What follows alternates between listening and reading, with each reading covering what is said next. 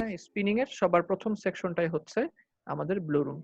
এবং ব্লু রুমের ক্ষেত্রেই আমরা প্রথম টপিক বের করি, এটা basic operations in the blue room. এই টপিকটা নিয়ে আমরা একটু কথা বলবো। এবং এই টপিকটা হচ্ছে ভলিউম নাম্বার 2 তে। আমি নিশ্চয়ই তোমাদেরকে বলে দিয়েছি যে আমরা আপলোড করে দিয়েছি স্টুডেন্টস কর্নারে। ঠিক আছে, রিটার ম্যানুয়াল অফ স্পিনিং সবার শেষে দেখবা হচ্ছে রিটার ম্যানুয়াল অফ স্পিনিং একটা লিংক দেওয়া আছে। ওই লিংক থেকে ভলিউম 1 এবং ভলিউম 2 এই দুইটা হচ্ছে নিয়ে নিতে হবে।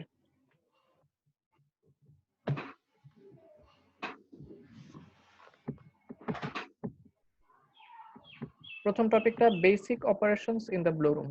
এই টপিকটা আমরা একটু দেখে আসি।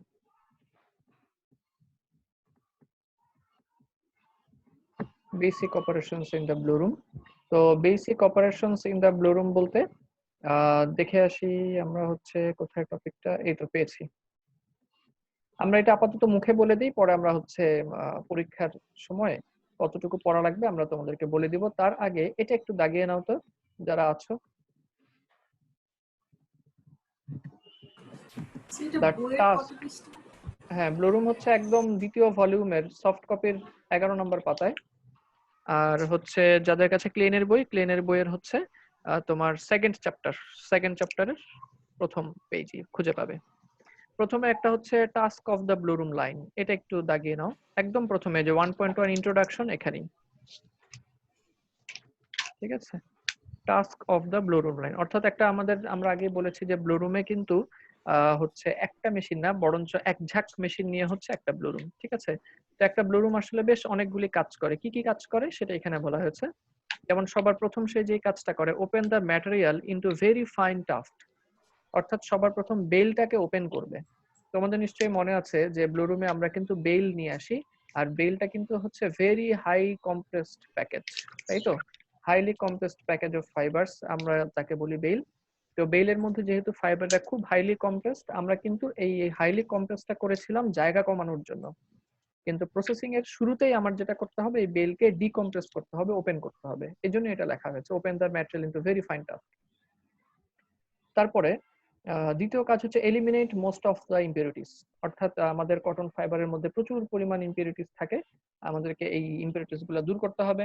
তারপরে হচ্ছে এলিমিনেট ডাস্ট, প্রচুর ডাস্ট পার্টিকেল থাকে, এই ডাস্ট গুলো দূর করতে হবে। মূলত ইম্পিউরিটিস এবং ডাস্ট আসার মূল কারণই হচ্ছে এটা যে কটন ফাইবার ন্যাচারাল ফাইবার। ঠিক আছে, এবং সবার শেষে প্রোভাইড এ গুড ব্লেন্ড, অর্থাৎ আমার যেই কটন ফাইবার গুলি আমার কাছে থাকবে সেগুলোকে খুব ভালো করে একটা ঘুটা দিতে হবে। ঠিক আছে, খুব ভালো করে একটা ব্লেন্ড করতে হবে, খুব ভালো করে একটা ঘুটা দিতে হবে। ঘুটা দিতে হবে কি জন্য? কারণ হচ্ছে ঘুটা দেওয়ার কারণটা হচ্ছে কটন ফাইবার তো ন্যাচারাল ফাইবার। ঠিক যেরকম আমাদের হচ্ছে আমাদের কাছে মনে করো আমরা একটা যদি আমের গাছ লাগাই, ঠিক আছে, তো আমরা যদি হচ্ছে একটা আমের গাছ লাগাই, তো আমের মধ্যে একটা গাছ থেকে যে ফলগুলি আসে, এই ফলগুলির মধ্যে কিন্তু মোটেও সমান হচ্ছে স্বাদের কিংবা সমান বর্ণের সমান আকৃতির আম পাওয়া যাবে না। ঠিক আছে, কোনোটা একটু টক মিষ্টি কিংবা কোনোটা একটু ছোট বড় এরকম পাওয়া যাবে। তো এরকম কটন ফাইবারের ক্ষেত্রেও কিন্তু সেম কাল্টিভেশন ল্যান্ড থেকে ফাইবার নিয়ে আসলেও হচ্ছে কটন ফাইবারের প্রপার্টির মধ্যে পার্থক্য খুঁজে পাওয়া যাবে। তো এই ক্ষেত্রে আমাকে কি করতে হবে? আমাকে এই জন্য হচ্ছে ঘুটা দিয়ে নিতে হবে, যেন আমার কাছে যে ফাইবারটা আছে এই ফাইবার গুলি যেন তাদের মধ্যে ইভেনলি ডিস্ট্রিবিউট করে ফেলা যায়, অর্থাৎ আমি যেন এভারেজ একটা কোয়ালিটি নিয়ে আসতে পারি ফাইবারের মধ্যে। ঠিক আছে, আশা করি তোমাদেরকে বোঝাতে পেরেছি। তো একটা স্যার হ্যাঁ বলো। ব্লেন্ডটা কি আমরা মিক্সিংও বলতে পারি স্যার? হ্যাঁ বলতে পারি, আপাতত আপাতত ব্লেন্ড বলতে মিক্সিংটাকে বোঝানো হচ্ছে। সামনে গিয়ে আমরা হয়তো মিক্সিং এবং ব্লেন্ডিং এর একটা পার্থক্য জানবো। আপাতত ওই ঘুটা হিসেবে মাথায় রাখো যে অ্যাভারেজ জি কোয়ালিটি স্যার। পাওয়ার জন্য ফাইবার গুলিকে আমার খুব ভালোভাবে মিশাতে হবে। ঠিক আছে, তো এটা বলা হচ্ছে প্রোভাইড এ গুড ব্লেন্ড। তাহলে মোটামুটি আমরা জানলাম যে ব্লু রুমে আমার কি কি কাজ। সবার প্রথমে ফাইবারকে ওপেন করতে হবে, ইম্পিউরিটিস দূর করতে হবে, ডাস্ট দূর করতে হবে, তাদেরকে খুব ভালোভাবে মিশাতে হবে। আরেকটা কাজ আছে, সেটা হচ্ছে ওই কার্ডিং এর, ব্লু রুমের পরবর্তী সেকশন তো কার্ডিং। তো ব্লু রুম থেকে ফাইবার গুলি প্রসেস করা শেষ করে তাদেরকে কার্ডিং এ পৌঁছে দেওয়া, এটাই হচ্ছে আমাদের আরেকটা জরুরি কাজ। এই কথাগুলিকে এখানে লেখা হয়েছে। ঠিক আছে, এই যে basic operations in the blue রুমে এই কথাগুলিকেই হচ্ছে লেখা হয়েছে। যেমন এই যে ওপেনিং, ঠিক আছে, ওপেনিং, তারপরে 2 নম্বর পয়েন্ট হচ্ছে ক্লিনিং, হ্যাঁ, তারপর হচ্ছে ডাস্ট রিমুভাল, তারপর হচ্ছে ব্লেন্ডিং, এই কথাগুলিকে আমাদের এখানে লেখা হয়েছে। আরেকটা সবার শেষ যেটা event feed material to the card, অর্থাৎ আমি যখন ব্লোরুমে এই সমস্ত কাজ শেষ করে, অর্থাৎ ওপেনিং, ক্লিনিং, তারপর হচ্ছে মিক্সিং, ডাস্ট রিমুভাল, এই সমস্ত কাজ শেষ করে যখন কার্ডিং এ পাঠাবো, তখন হচ্ছে কিছুক্ষণ অনেকগুলি করে পাঠাই দিলাম, কিছুক্ষণ পাঠাইলাম না, খুব কম পাঠালাম, এরকমটা করলে চলবে না, বরং একই সময় সেম টাইমে সেম অ্যামাউন্ট অফ ফাইবারকে কার্ডিং এ পাঠাতে হবে। এটাও একটা ব্লোরুমের হচ্ছে গুরুত্বপূর্ণ কাজ। আমরা আস্তে আস্তে এখন জানবো যে এই কাজগুলি কিভাবে করা হয়। তো সবার প্রথম হচ্ছে আমরা একটু জেনে নিব যে সবার প্রথম হচ্ছে আমরা একটু জেনে নিব কিভাবে আমরা ফাইবারগুলিকে ওপেন করতে পারি। ঠিক আছে? তো এই ওপেন করার জন্য ফাইবারের ক্ষেত্রে হচ্ছে আমরা আহ, দুই ধরনের মেশিন ব্যবহার করব। আমরা কিন্তু হচ্ছে আমাদের হাতে যখন আমরা ব্লু রুমে কাজ শুরু করব, তখন কিন্তু আমাদের হাতে আছে হচ্ছে বেইল। আমরা বেইল দিয়ে যাত্রা শুরু করব। তো যেই মেশিন দিয়ে ব্যবহার করে আমরা হচ্ছে বেইলকে ওপেন করব, যেই মেশিন ব্যবহার করে আমরা হচ্ছে বেইলকে ওপেন করব, সেই মেশিনকে আমরা নাম দিব হচ্ছে বেইল ওপেনার। ঠিক আছে? আমি আবারও বলি যে যে মেশিন ব্যবহার করে আমরা হচ্ছে বেইলকে ওপেন করব, সেই মেশিনের নাম হচ্ছে বেইল ওপেনার। এখন আমরা একটু জানার চেষ্টা করি যে কয় ধরনের হচ্ছে বেইল ওপেনার হতে পারে। মূলত তোমার বেইল ওপেনার হতে পারে দুই ধরনের। ঠিক আছে? মূলত দুই ধরনের হচ্ছে বেইল ওপেনার হতে পারে। একটা হচ্ছে অটোমেটিক বেইল ওপেনার, আর একটা হচ্ছে কনভেনশনাল বেইল ওপেনার। একটা হচ্ছে তোমার অটোমেটিক বেইল ওপেনার এবং আরেকটা হচ্ছে কনভেনশনাল বেইল ওপেনার। এই দুই রকম হচ্ছে বেইল ওপেনার হতে পারে। তো তাদের সম্পর্কে তাহলে আমরা একটু জেনে নিই যে কনভেনশনাল বেইল ওপেনার কাকে বলে এবং হচ্ছে অটোমেটিক বেইল ওপেনার কিভাবে কাজ করে। তো আজকে আমরা সবার প্রথমে একটু একটা কনভেনশনাল বেইল ওপেনার নিয়ে কথা বলবো।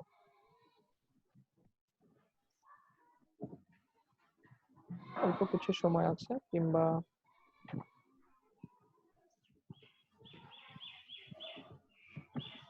আজকে হয়তো আমরা ভিডিও দেখার টাইম পাবো না।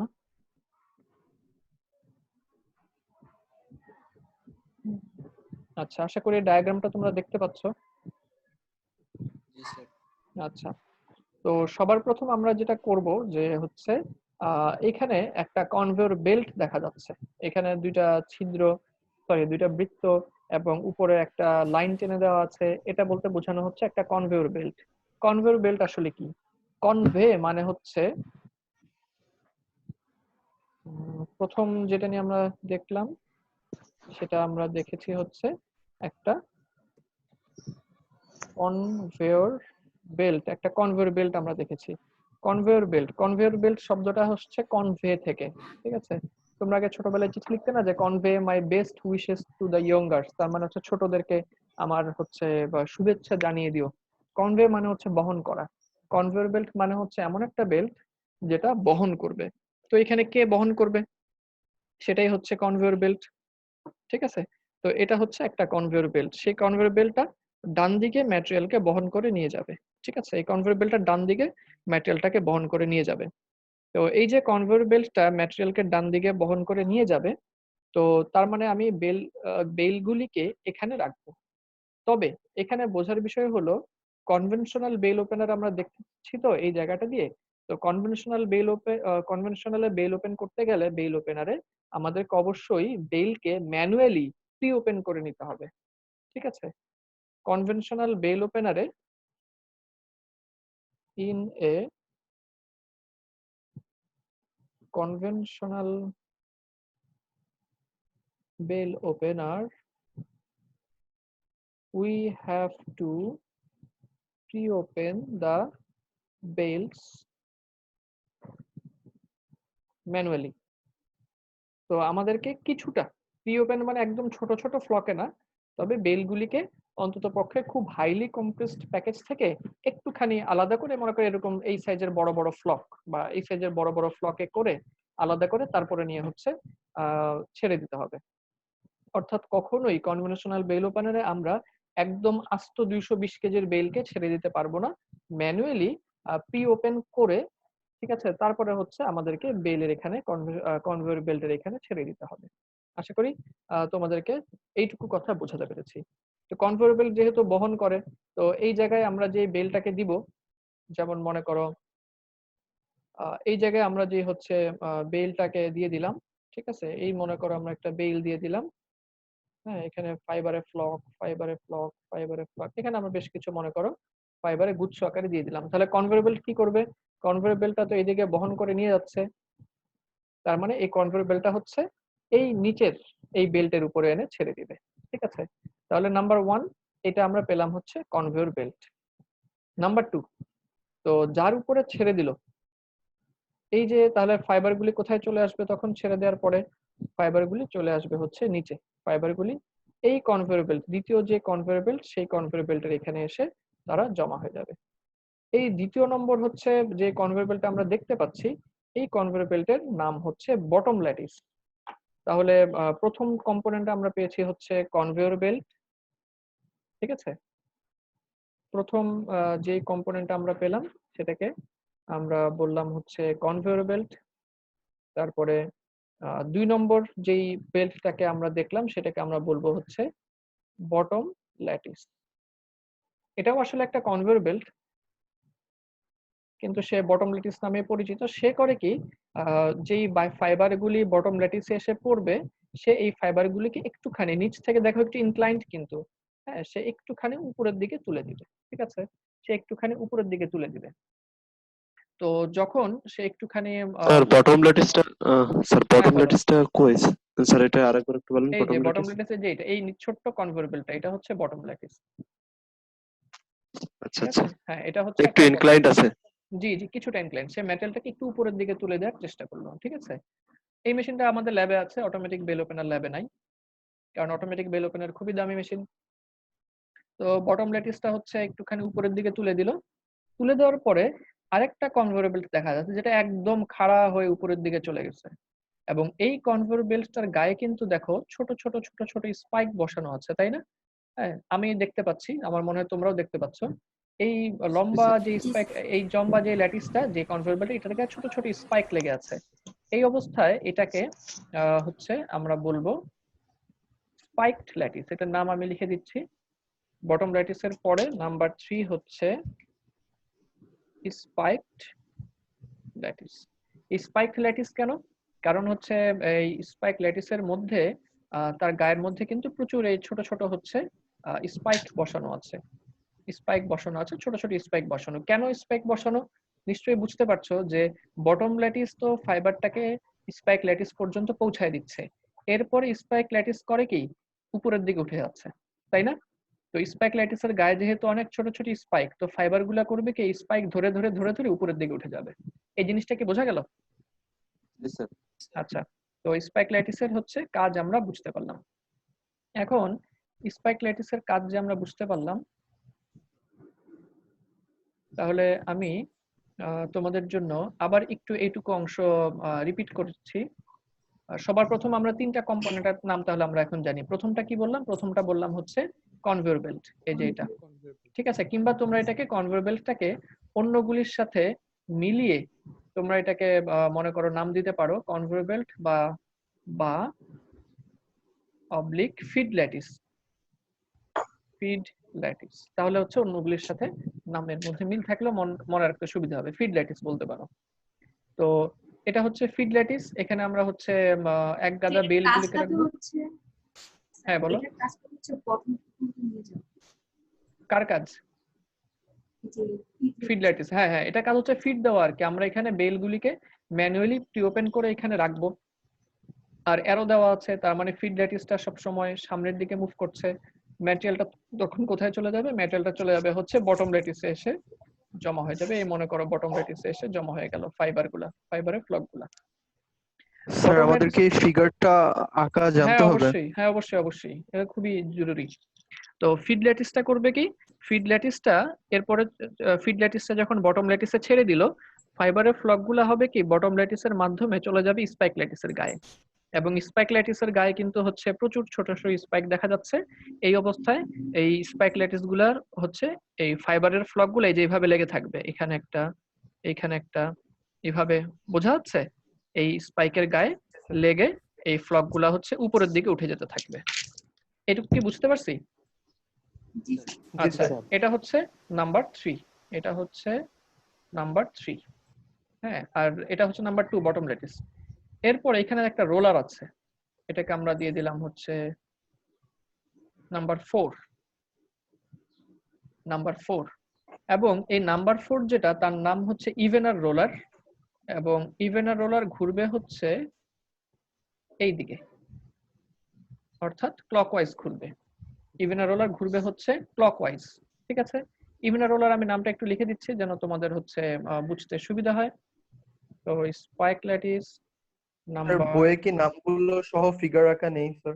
হ্যাঁ আছে, ইভেনার রোলার, ঠিক আছে? নাম্বার 4 হচ্ছে ইভেনার রোলার। তো ইভেনার রোলারটার কাজ হচ্ছে, কত পেজে স্যার? আপাতত এখানে দেখে নাও, পরে বইয়ের দিকে খেয়াল করো। আমার সাথে এখন বই নাই, আমার মুখস্থ নাই। হ্যাঁ, তো আপাতত বই দেখো না, আপাতত এখানে খেয়াল করো। তো 4 নাম্বার হচ্ছে ইভেনার রোলার। এখন খেয়াল করো একটু, এটা হচ্ছে এখন আমি যে কথাটা বলবো এটাই মূলত বেল ওপেনারের একদম জিস্ট অংশটা, ঠিক আছে? মূল আসলে বেল ওপেনিং এই জায়গাটাতেই হবে। তো স্পাইক ল্যাটিস করবে কি, ফাইবার ফ্লক গুলিকে নিয়ে উপরের দিকে চলে যেতে থাকবে। স্পাইক ল্যাটিস ঘুরবে হচ্ছে, স্পাইক ল্যাটিসও কিন্তু ক্লকওয়াইজ ঘুরবে, স্পাইক ল্যাটিসও ক্লকওয়াইজ ঘুরবে, ঠিক আছে? আর ইভেনার রোলারও ক্লকওয়াইজ ঘুরবে। তার মানে স্পাইক ল্যাটিস চেষ্টা করবে এই ফ্লক গুলিকে সবগুলিকে নিয়ে এদিক দিয়ে চলে আসার জন্য। এই কথাটা বোঝা গেল? আর ইভেনার রোলার চেষ্টা করবে ফাইবার গুলিকে সে যেতে দিচ্ছে না। এই কথাটা কি পরিষ্কার? যে স্পাইক ল্যাটিস ফাইবার গুলিকে নিয়ে যাওয়ার চেষ্টা করবে, আর ইভেনার রোলার কি করবে, ফাইবার গুলিকে রেখে দেওয়ার চেষ্টা করবে। বোঝা যাচ্ছে? হ্যাঁ, ইভেনার রোলার কিন্তু ক্লকওয়াইজ ঘুরবে, সুতরাং সে চাইবে ফাইবার গুলো ওদিকে না যাক, ফাইবার গুলি সব যেন এখানে এসে জমা হয়ে যায়। হ্যাঁ, এই যে এই জোনটার মধ্যে যেন জমা হয়ে যায়, এই জোনটার মধ্যে যেন সবাই জমা হয়ে যায়, কেউ যেন ওদিকে যেতে না পারে। এটা হচ্ছে ইভেনার রোলারের চেষ্টা। আর স্পাইক ল্যাটিস চেষ্টা করবে সব ফাইবার ফ্লক গুলিকে নিয়ে সে পার করে দিবে। এই অবস্থায় এখানে খুব জরুরি একটা বিষয় হলো, স্পাইক ল্যাটিসের সাথে ইভেনার রোলারের মধ্যবর্তী দূরত্বটা হচ্ছে এই ক্ষেত্রে ইম্পর্টেন্ট। তো স্পাইক ল্যাটিস এবং ইভেনার রোলারের মাঝখানে একটা ফাঁকা জায়গা দেওয়া আছে। প্রত্যেকটা ফ্লক, যেই ফ্লকটাই, একটা ফ্লক মনে করো এই পয়েন্টে পৌঁছে গেল, আমি মাত্র একটা ফাইবারের ফ্লক এঁকেছি, এই ফ্লকটা যখনই এখানে পৌঁছে যাবে তখন এই ফ্লকের আকৃতি যদি স্পাইক ল্যাটিস এবং ইভেনার রোলারের মধ্যবর্তী হচ্ছে ফাঁকা জায়গার চাইতে ছোট হয়, কথাটা খেয়াল করো, যেই ফ্লকটা এসে পৌঁছাবে এই ফ্লকটার আকৃতি যদি স্পাইক ল্যাটিস এবং ইভেনার রোলারের মধ্যবর্তী দূরত্বের চাইতে ছোট হয়, তাহলে ইভেনার রোলার আর এই ফ্লকটাকে ধরতে পারবে না, ফ্লকটা হচ্ছে সুন্দর মতো এখানে চলে আসবে। এই কথাটাকে বোঝা গেল? আচ্ছা, হ্যাঁ, কিন্তু যদি এরকম হয় যে স্পাইক ল্যাটিস এবং ইভেনার রোলারের মধ্যবর্তী দূরত্বের চাইতে এই ফাইবারের ফ্লকটা আকৃতিতে বড়, তখন কিন্তু ইভেনার রোলারের ক্লকওয়াইজ রোটেশনের মধ্যে এই ফাইবারটা পড়ে যাবে। এবং ইভেনার রোলারের গায়ে কিন্তু হচ্ছে নিডল বসানো আছে, এই যে needle needle needle needle needle, বেশ কিছু নিডল বসানো আছে। তখন ইভেনার রোলারটা করবে কি, তার এই নিডলের মাধ্যমে এই ফাইবার ফ্লকটাকে একটা বিট করবে, অর্থাৎ একটা পিটানি দিবে, ধাক্কা দিবে, বাড়ি দিয়ে। তো বাড়ি দিলে কি হবে, এই ফাইবার ফ্লকটা উড়ে এসে নিচে এখানে জমা হয়ে পড়ে যাবে। বোঝা যাচ্ছে? তার মানে এই ফাইবারের ফ্লকটা তখন কিন্তু আর, হ্যাঁ, এই ফাইবারের ফ্লকটা তখন কিন্তু হচ্ছে সে আর যেতে পারলো না। জিনিসটা কি বোঝা গেছে? স্যার এই রোলার এখানে আরপিএম এ রোটেট করে?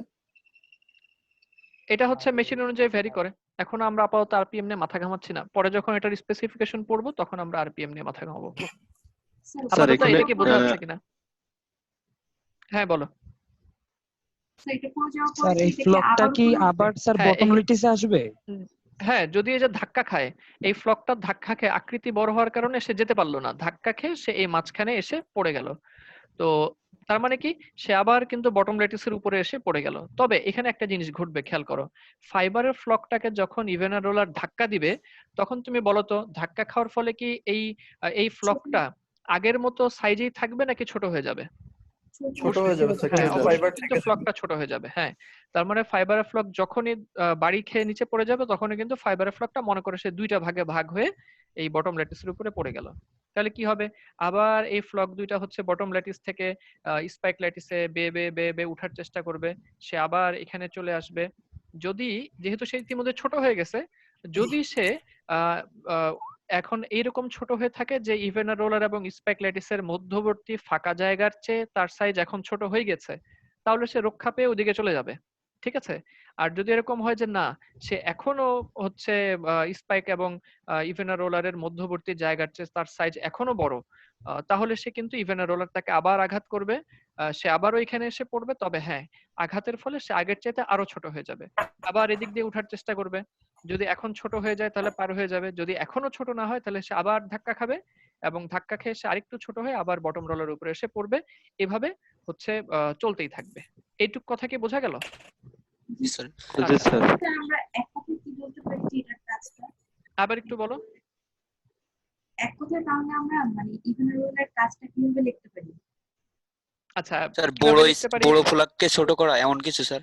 হ্যাঁ, এটা একটু আমাদেরকে বিস্তারিত লিখতে হবে যে হচ্ছে ইভেনার রোলারের গায়ে হচ্ছে বা কিছু স্পাইক বা নিডল থাকে, এবং ইভেনার রোলার ক্লকওয়াইজ রোটেট করে সে সবসময় চেষ্টা করে ফাইবার গুলিকে হচ্ছে যেতে না দেওয়ার জন্য, বটম ল্যাটিসের উপরে আঘাত করার জন্য। ঠিক আছে। যদি ফাইবারের ফ্লক আসে এবং সে হচ্ছে স্পাইক ল্যাটিস এবং ইভেনার রোলারের মাঝখানের দূরত্বের চাইতে তার আকৃতি বড় হয়, ইভেনার রোলার তাকে বিট করবে, এবং বিট করার ফলে ফাইবারটা ছোট হয়ে সে পুনরায় বটম ল্যাটিসে জমা হবে। আর যদি ফাইবারের ফ্লক গুলি ছোট থাকে, স্পাইক ল্যাটিসে এবং স্যার ইভেনার রোলারের স্পাইক চাইতে যদি ছোট হয়, তাহলে সে বের হয়ে যাবে। হ্যাঁ বলো স্পাইক। স্যার স্পাইক আর নিডলের মধ্যে ডিফারেন্সটা কি? আচ্ছা, স্পাইক এবং স্যার নিডলের মধ্যে কাটা দুইটার মধ্যে দুইটা রোলার। আচ্ছা, তো এখানে সাধারণত নিডল এবং স্পাইক বলতে কাছাকাছি বোঝানো হয়, তবে আহ, এখানে মূলত দুইটা টার্ম, একটা হচ্ছে নিডল আর একটা হচ্ছে ওয়্যার। তুমি স্পাইক বলতে নিডলকেও বুঝাতে পারো, স্পাইক সমস্যা নাই। আবার হচ্ছে ওয়্যারকেও স্পাইক বুঝাতে পারো। দুইটা টার্ম মূলত, একটা হচ্ছে ওয়্যার, একটা হচ্ছে তোমার কোথায় লিখি, এখানে লিখি, একটা হচ্ছে নিডল আর একটা হচ্ছে নিডল ওয়্যার, একটা হচ্ছে নিডল ওয়্যার। ওয়্যার বলতে স্মুথ সারফেস না হয়ে বাধা দেওয়ার মতো যা থাকে সেটাই ওয়্যার। আর একটা হচ্ছে সটিথ ওয়্যার। মূলত হচ্ছে এই দুই দুই জিনিস, দুইটাকেই আমরা আসলে স্পাইক বলতে পারি। সটিথ মানে হচ্ছে যেটা করাতের দাঁতের মতো। করাতের দাঁতের মতো কিরকম, এই যে এরকম, আমার হাত খেয়াল কর, করাতের দাঁত যেরকম থাকে, এই যে এরকম। ঠিক আছে, ত্রিভুজ ত্রিভুজ টাইপের যেটা থাকে। আর নিডল হচ্ছে একদম সোজা অর্থে একটা সুই, মনে করো একটা সারফেসের উপরে নিডল বসানো একটা একটা করে। এই হচ্ছে মূলত ওয়্যারের দুইটা মূল ভাগ, দুইটাকে আমরা স্পাইক স্যার তাহলে বিট মারবে কোনটা, নিডল ওয়্যারে? কোনটা আবার বিট বলো। দিবে কিসে? স্যার বিট দিবে কিসে? বিটারে সাধারণত হচ্ছে, বিটারে কখনোই সটিথ ওয়্যার থাকে না, বিটারে কখনোই সটিথ ওয়্যার থাকে না, বিটারে সবসময় নিডল বসানো থাকে। ঠিক আছে। স্যার আচ্ছা, তো ইভেনা রোলারের কাজ বুঝলাম, স্পেকুলেটিসের কাজ বুঝলাম। এখন আরেকটা কাজ আছে। স্পাইকুলেটিস যে সমস্ত ফাইবার গুলিকে পার করে নিয়ে আসবে, ঠিক আছে, তাদেরকে প্রসেস করার জন্য, তাদেরকে সামনের দিকে এগিয়ে দেওয়ার জন্য এখানে আরেকটা রোলার দেখা যাচ্ছে, নাম্বার 5। এবং নাম্বার 5 সে ঘুরে হচ্ছে অ্যান্টি ক্লক। নাম্বার 5টা ঘুরে কিন্তু অ্যান্টি ক্লক। সেটার নামটা কি?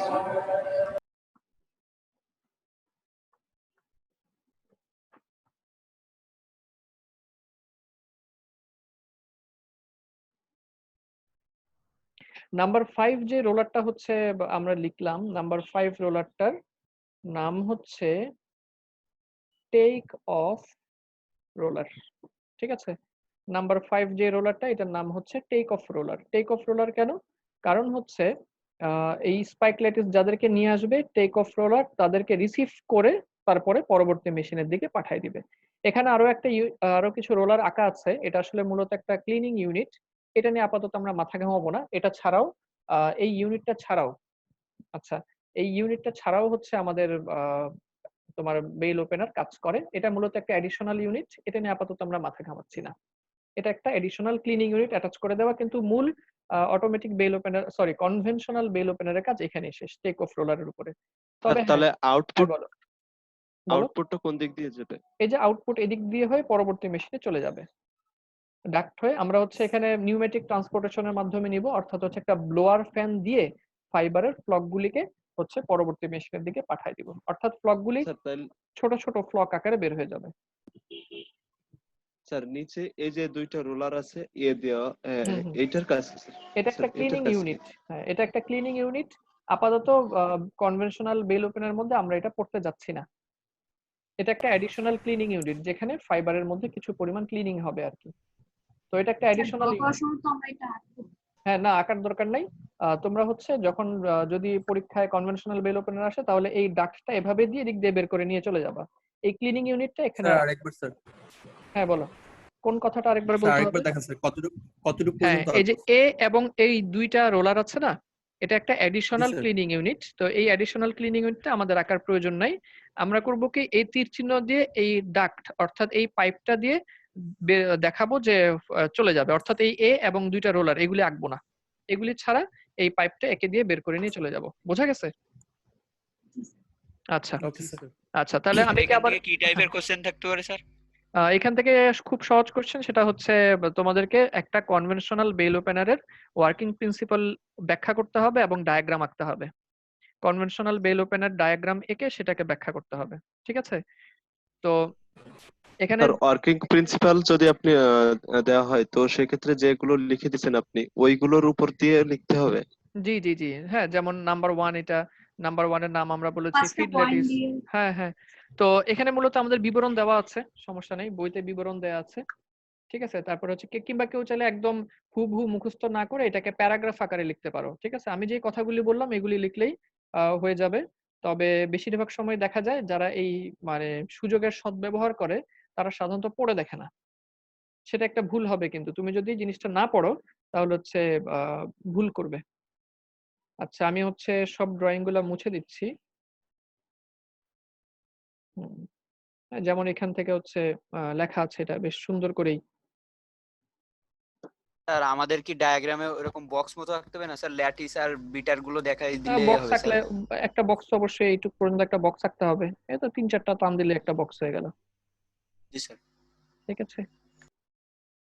যেমন এই যে এখান থেকে এই যে এখান থেকে শুরু করতে পারো, লেইং অফ ম্যাটেরিয়াল এখান থেকে শুরু করতে পারো, লেইং অফ ম্যাটেরিয়াল এখান থেকে পড়া শুরু করতে পারো, ঠিক আছে? তারপরে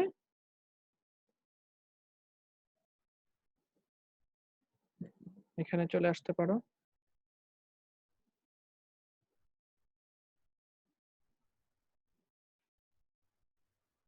এই যে এইটুক পর্যন্ত,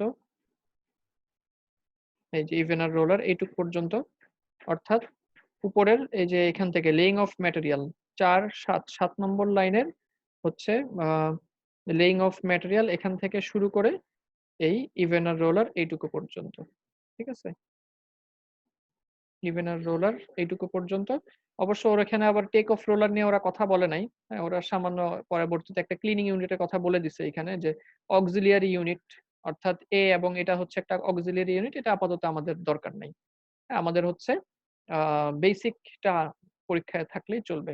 তো এখানে আমি হচ্ছে নামগুলি যেগুলি বলে দিয়েছি একটুখানি পার্থক্য হতে পারে, যেমন ওরা ফিড ল্যাটিস না লিখে লিখেছে হচ্ছে ফিড অ্যাপ্রন, ঠিক আছে? এরকম কিছু লিখে দিয়েছে। আমি যেরকম বলেছি ওরকম লিখলেই হয়ে যাবে, কিন্তু আগে অবশ্যই পড়ে নিতে হবে। না পড়ে যদি লিখতে যাও তাহলে কিন্তু মুশকিলে পড়বা, দেখবা হচ্ছে লেখাগুলি ঠিক মতো আসবে না। আগে যারা হচ্ছে নিজে নিজে লিখতে চাও তারাও কয়েকবার পড়ে নিবা, পড়ে নিলে তাহলে কোনো লাইন মিস হবে না। তুমি নিজে লিখতে গিয়ে যদি লাইন মিস করো তাহলে কিন্তু তোমাকে কিছুটা নাম্বার কম নিতে হবে, খেয়াল রেখো। আবার কেউ যদি না বুঝে মানে একদম হুবহু মুখস্থ করে লিখে ফেলে, আমি কিন্তু তার নাম্বার কাটতে পারবো না। এটাকে উৎসাহিত করছি না, কিন্তু কেউ যদি আসলেই মুখস্থ করে না বুঝে একদম হুবহু লিখে ফেলে সে কিন্তু নাম্বার নিয়ে নিবে, কারণ ওইখানে আমার জাজ করার কিছু নাই। আর তোমরা যদি বুঝে লিখতে গিয়ে হচ্ছে লাইন মিস করো, যেমন ইভেনার রোলারের কাজটা ভালোভাবে লিখতে পারলে না, আমি কিন্তু নাম্বার কাটতে বাধ্য হব। সুতরাং তোমাকে অবশ্যই বইয়ের লেখাটা ভালোভাবে আগে পড়ে নিতে হবে, বুঝে নিতে হবে, তারপরে তুমি চাইলে তোমার নিজের মতো লিখতে পারো। ঠিক আছে? তো মোটামুটি সবগুলা কম্পোনেন্ট 1 2 3 4 5 পাঁচটা কম্পোনেন্ট কি বোঝা গেছে? বুঝছি। আচ্ছা স্যার। আচ্ছা কোনটা না বুঝে থাকলে আরেকটু প্রশ্ন করতে পারো, তাহলে আমরা সেটা নিয়ে 2-1 মিনিট কথা বলতে পারি। আচ্ছা মনে হয় নাই। তাহলে তোমরা মেশিনটার আরেকটা ডায়াগ্রাম এখানে দেওয়া আছে, এটাও এই ডায়াগ্রামটাও দেখতে পারো, এই ডায়াগ্রামটাও দেখতে পারো। আর স্যার আগামী এটা তো 2D মনে হয়। হ্যাঁ 2D, এটা 2D বলতে হ্যাঁ 2.5D বলা যেতে পারে, কিংবা 2.2D বলা যেতে পারে। এটা আঁকার দরকার নেই, যে এটা এটা জটিল যেটা স্যার। হ্যাঁ এই খাঁটি 2D যেটা ওটা আঁকলেই চলবে, ওকে স্যার। খাঁটি 2D যেটা ওটা আঁকলেই চলবে। আর আগামী স্যার আরেকটা কোশ্চেন ছিল স্যার। বলো। স্যার যদি কনভেনশনাল বেল ওপেনার মানে কনভেনশনাল বেল ওপেনার যদি স্যার গুগল করে কোনো অন্য কোনো পিকচার পাই সো ওটা আঁকতে পারবো স্যার? আমাকে একটু দেখিয়ে নিলে ভালো হয়, কারণ অনেক সময় হচ্ছে সাধারণত তোমরা বেছে নাও হচ্ছে টেক্সটাইল লার্নার। তো ইজি ভাই। হ্যাঁ এর ওকে চেয়ে স্যার। সোজা দরকার নেই, তোমরা অনেক সময় বেছে নাও টেক্সটাইল লার্নার। তো টেক্সটাইল লার্নারের অনেক লেখাই মানসম্মত না, তো সেই ক্ষেত্রে আমার কাছে মনে হয় যে এটাই বেছে নাও আর কি। আর যদি নিতান্ত অন্য কিছু লিখতে চাও আমাকে একটু দেখিয়ে নিয়ে তারপরে লিখতে হবে। Okay sir. ঠিক আছে, তাহলে আপাতত এখানেই শেষ করি।